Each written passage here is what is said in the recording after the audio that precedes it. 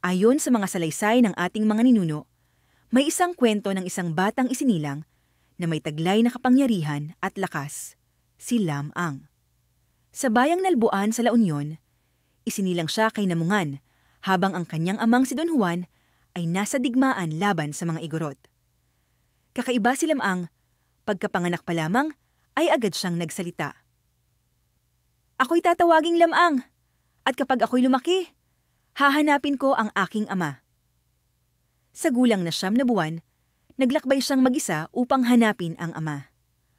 Buo ang kanyang loob at sa kanyang pagtungo sa kalaban ay buong tapang niyang sinabi, "Hindi niyo alam kung sinong anak ang binaliwala ninyo." Matapos siyang magtagumpay sa laban, nagpasya siyang maligo sa ilog Amburayan upang linisin ang kanyang katawan. Sa lakas ng kanyang kapangyarihan, namatay ang lahat ng isda sa ilog.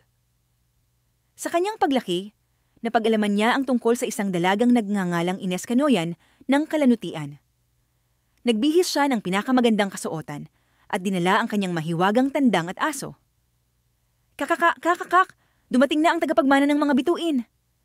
At dahil dala rin niya ang 2 barkong puno ng ginto, lubos siyang tinanggap ng pamilya ni Ines at sila'y ikinasal sa isang marangyang handaan. Ngunit bilang asawa, kinailangan niyang harapin ang isang pagsubok. Ang manghuli ng isdang rarang sa dagat. Sa gitna ng laot, siya ay nalunok ng dambuhalang berkakan. Walang nakakaalam kung siya'y buhay pa. Hindi sumuko si Ines. Kasama ang mahiwagang tandang at aso, natagpuan nila ang mga buto ni Lam-ang. Sa dasal at dasal, sa pag-ibig na wagas, bumangon kang muli, o Lam-ang. At sa isang kisap mata, muling nabuhay si Lam-ang. Nagyakapan sila ni Ines at nagdiwang ang buong bayan. Mula noon, namuhay silang masaya at mapayapa. Si Lam-ang, ang bayani ng Ilocos, ay nananatiling buhay sa puso ng bawat Pilipino.